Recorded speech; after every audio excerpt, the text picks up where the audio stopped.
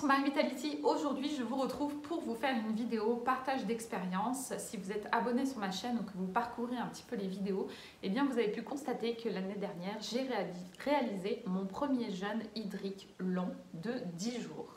Donc en 2017, j'avais déjà réalisé un jeûne de 7 jours, donc un premier jeûne quand même assez long. Et puis auparavant, les années d'avant encore, eh bien plusieurs fois j'avais réalisé un jeûne d'1 jour ou de 3 jours. Donc c'est vraiment pour vous montrer que en général, on y va progressivement dans les expériences de jeûne. Un an après, je vous retrouve pour répondre aux questions principales, à savoir est-ce que j'ai réussi à maintenir les bénéfices de ce jeûne et question qui intéresse nombre d'entre vous, est-ce que la perte de poids a été maintenue? Alors l'après-jeûne, comment ça s'est passé? Donc c'est vrai que c'est une étape extrêmement importante qui fait vraiment entièrement partie de l'expérience de jeûne. On n'en parle peut-être pas suffisamment puisque selon moi, l'après-jeûne est au moins aussi difficile que l'expérience de jeûne. Alors pourquoi? Tout simplement parce qu'il faut savoir que le jeûne reste une aventure, une expérience assez traumatisante pour le corps. Il le vit comme une véritable période de famine. Et donc même s'il y a des bénéfices à cette expérience, des bénéfices de nettoyage en profondeur, d'allègement aussi de toutes les toxines qui encombrent notre organisme, eh bien, cette famine, le corps l'a bien retenue et donc il compte bien refaire des réserves au cas où une nouvelle famine pointerait le bout de son nez et une plus dure encore.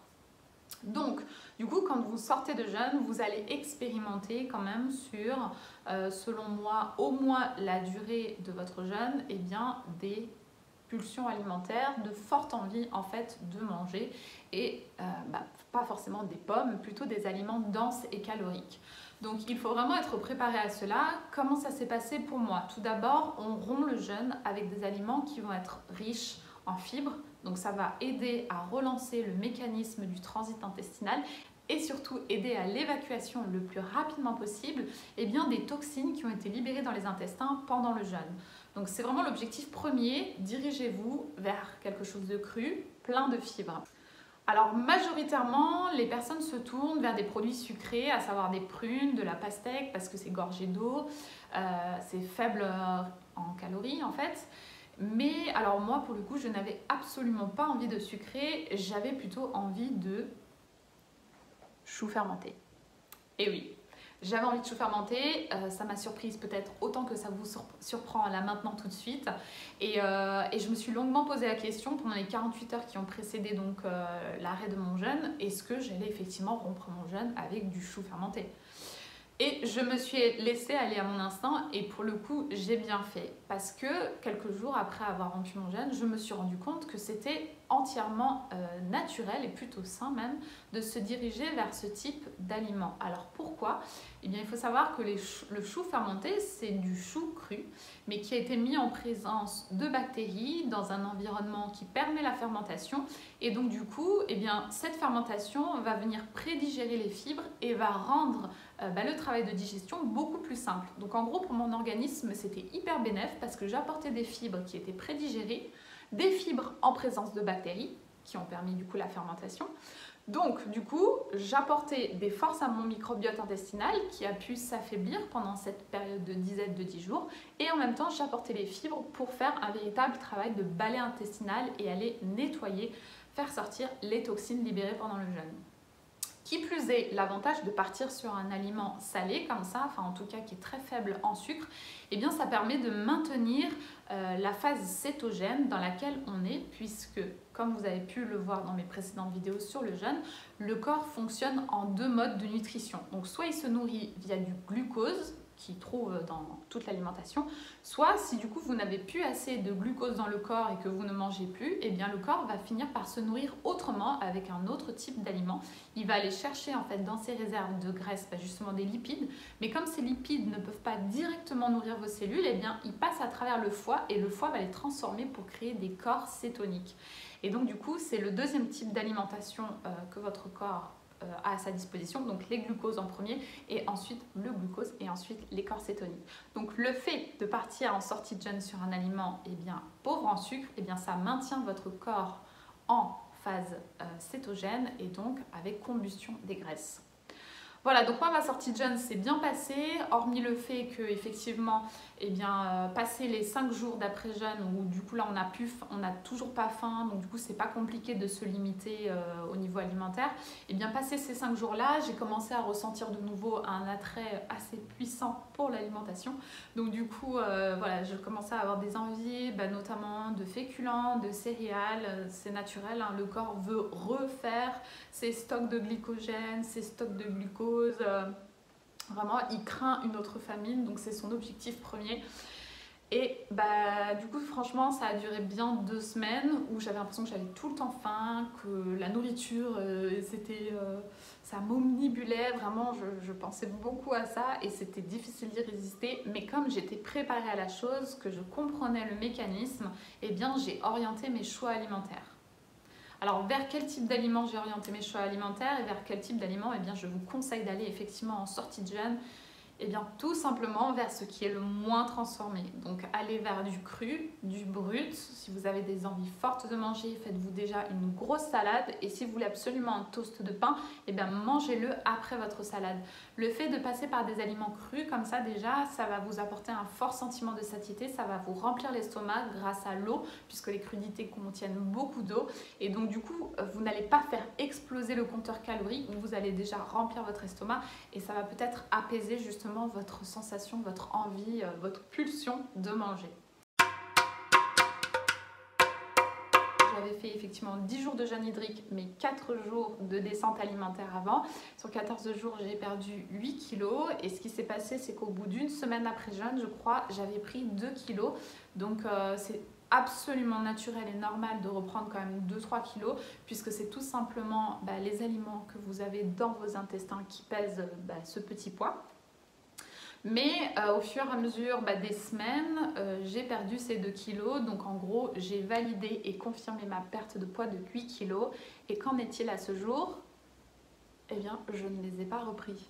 Donc oui, c'est possible. Vous pouvez faire un jeûne pour vous aider aussi à perdre du poids. Mais il faut savoir qu'il faut, 1, être préparé à la sortie de jeûne.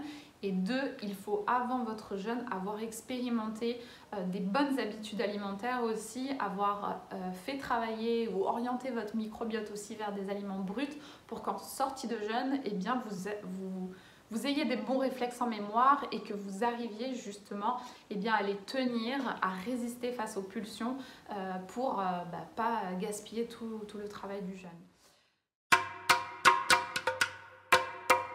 Pour vous parler un petit peu des bénéfices aussi que j'ai obtenus grâce à ce jeûne, parce qu'il y a eu la perte de poids, mais il y a eu d'autres choses.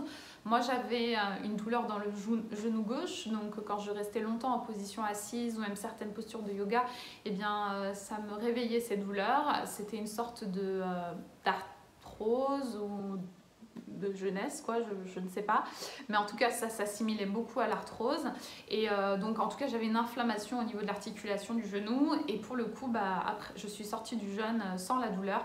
Je le dis dans une de mes vidéos, j'ai l'impression d'avoir un corps d'enfant parce que pendant le jeûne j'avais l'impression que toutes mes douleurs musculaires, articulaires étaient parties, même si je n'en ai pas beaucoup et donc du coup le jeûne m'a vraiment permis d'éliminer cette douleur au niveau du genou et à ce jour elle n'est pas revenue, donc deuxième point positif.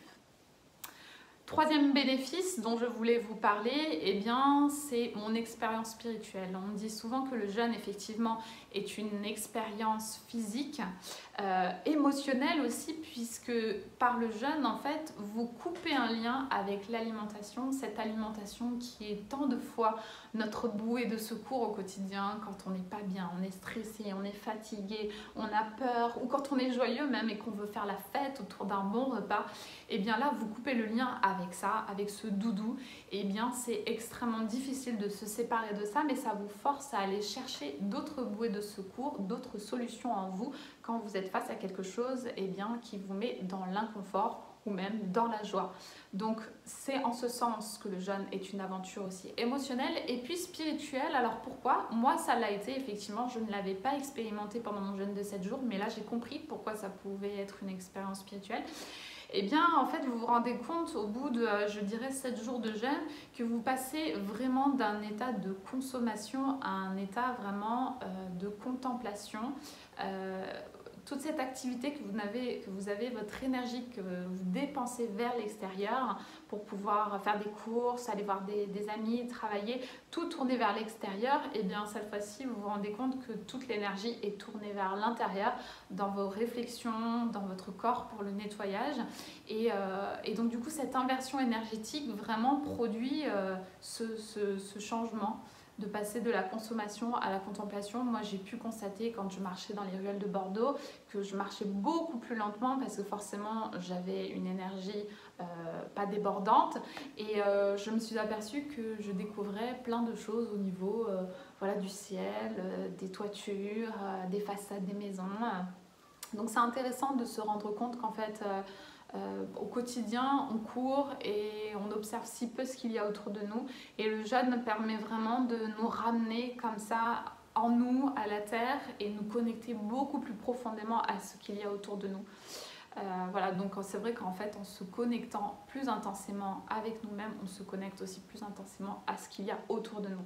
Voilà, peut-être que ça vous parle, peut-être pas, vous l'expérimenterez peut-être si le jeûne en tout cas vous tente et que vous arrivez à faire un jeûne hydrique de 7 à 10 jours. Je vous le souhaite vraiment parce que pour moi c'est une expérience qui va au-delà du nettoyage du corps physique. C'est quelque chose aussi qui renforce beaucoup le mental, la confiance en soi.